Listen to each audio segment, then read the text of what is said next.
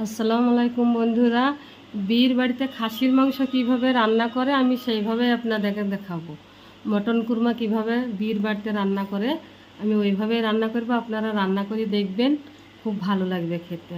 প্রথমেই আমি পেঁয়াজ নিয়েছি 200 গ্রাম, এটা বেরেস্তা করে নিয়েছি, মিক্সচারে পিষিয়ে নেব। তারপরে নিয়েছি আমি ডালমগজ আর ওই 5-7টা 8-10টা মতো কাজু বাদাম একসঙ্গে কাঁচা লঙ্কা দিয়ে পিষে নেব। তারপরে কি করব আপনাদেরকে আমি দেখাবো।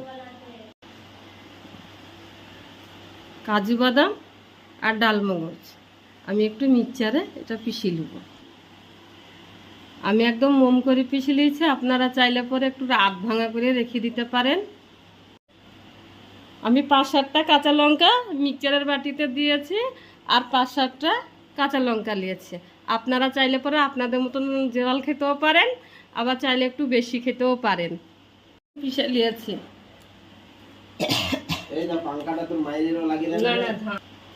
এবার ভেজে থাকা পেঁয়াজ বেরেস্তাটা আমি পিষে নেব।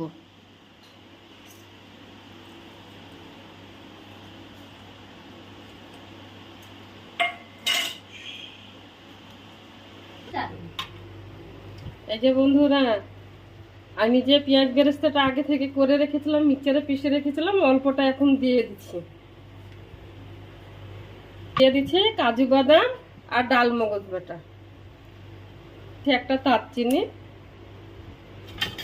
3-4টি লং, একটা মোটা এলাচ, একটা জয়ফল আর 4-5টা গোলমরিচ আর 2-3টে ছোট এলাচ, চামচ লবণ, হলদুর গুঁড়ো, 1/2 চামচ শুকনো লঙ্কার গুঁড়ো, 1/2 চামচ ধনে পাউডার গুঁড়ো, 1 চামচ জিরে পাউডার গুঁড়ো,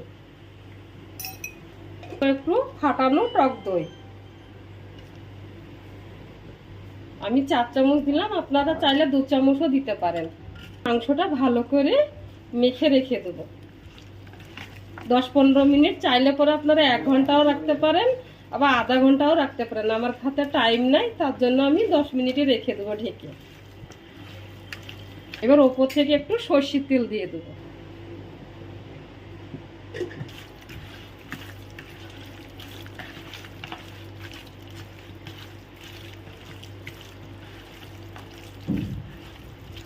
কলেজা, চর্বি আর মাংস নিয়ে 750 গ্রাম আছে খাসির মাংস, একদম প্রিয় খাসির মাংস।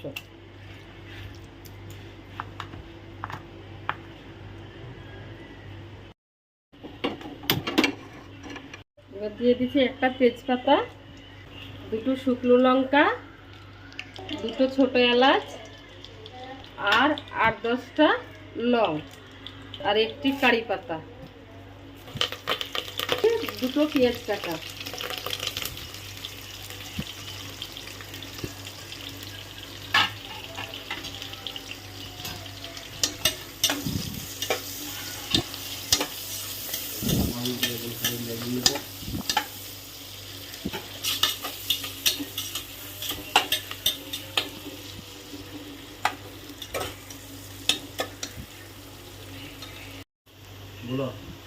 এক চামচ আদা বাটা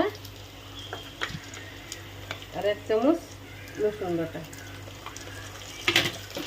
এবার আমি ভালো করে তেলের সঙ্গে নেড়ে দেবো। না, আদা রসুনের কাঁচা গন্ধটা থাকলে পরে ভালো লাগে না খেতে। এই 1 চামচ হলদির পাউডার, 2টো টমেটো কুচি,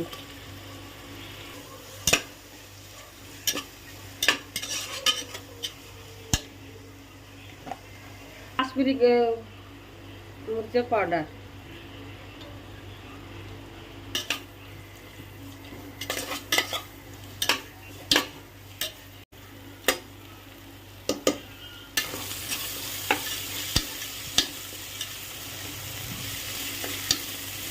দেখুন বন্ধুরা, টমেটো থেকে তেল ছেড়ে গেছে। এবার আমি মাংসটা দিয়ে দেব। যে মাংসটা আগে থেকে আমি মাখিয়ে রেখেছি ওই মাংসটাই দিয়ে দেবো।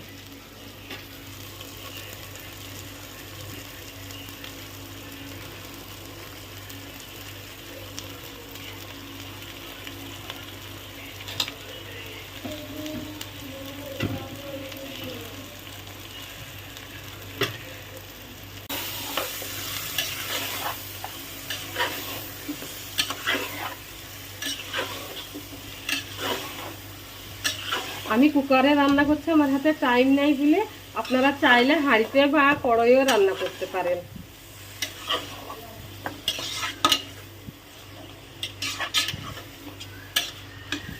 পাঁচ মিনিটের জন্য ঢেকে দিলাম, তারপরে খুলে দেখবো, খুলে রেখে নেবো ঢাকনাটা।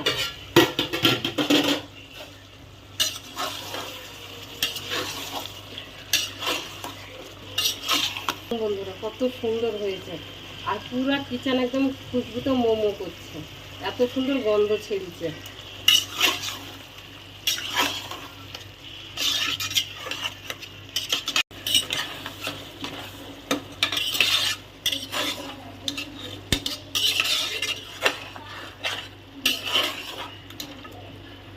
কালারটা দেখেছেন একদম কত সুন্দর কালার এসছে মাংস।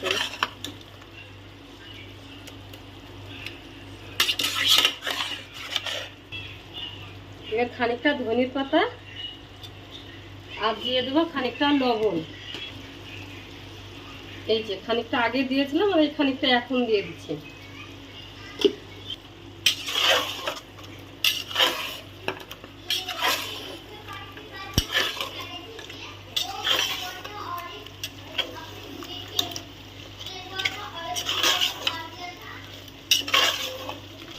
এবার আমি দিয়ে দেবো গরম পানি। আপনারাও যদি বাড়িতে মাংস রান্না করে খান তো অবশ্যই গরম পানি দিবেন মাংসতে। গরম পানি মাংসতে দিলে পরে মাংসের টেস্টটাও খুব ভালো হয় আর সিদ্ধও তাড়াতাড়ি হয়ে যায়।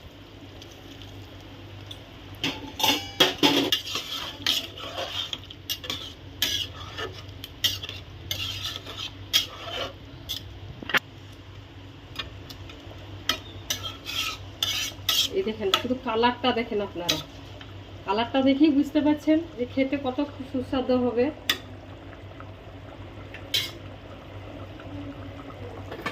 এবার ঢাকনা লাগিয়ে দেব।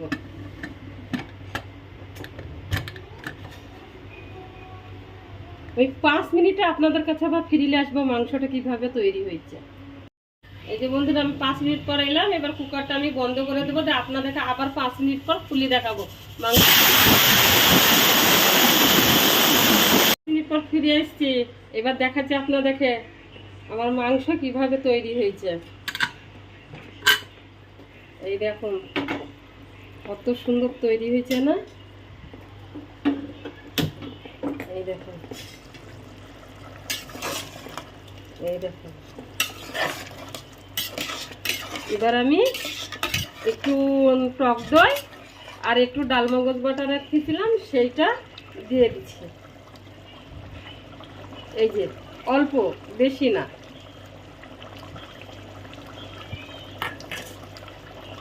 আর এই ফাটানো টক দইটা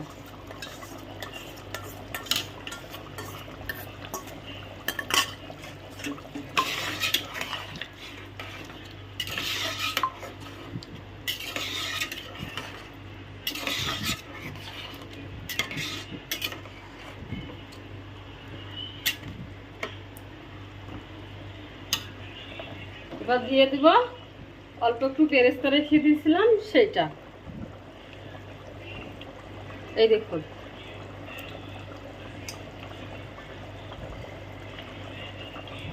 লাড়াচাড়া করে একটু দেখে দিই।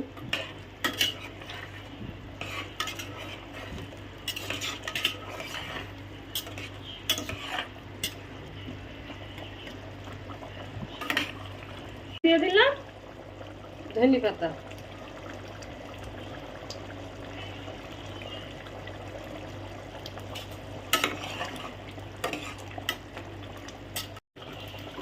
এইবার আমি নামিয়ে নিচ্ছি সব শেষে। আজকে দেখেন বন্ধুরা নামানোর পর কতটা সুন্দর আর কতটা ভালো হয়েছে দেখতে। একটু দেখাইছি আপনাদেরকে, এই দেখুন। কেউ বলবে বাড়ির রান্না, একদম মনে হবে বিয়ের বাড়ির রান্নার মাংস। যে পুরো গ্রেভিটা দেখুন কত সুন্দর হয়েছে গ্রেভিটা, আর এই যে মাংস। একবার এইভাবে রান্না করে দেখবেন খেতে কীরকম লাগে আপনাদের।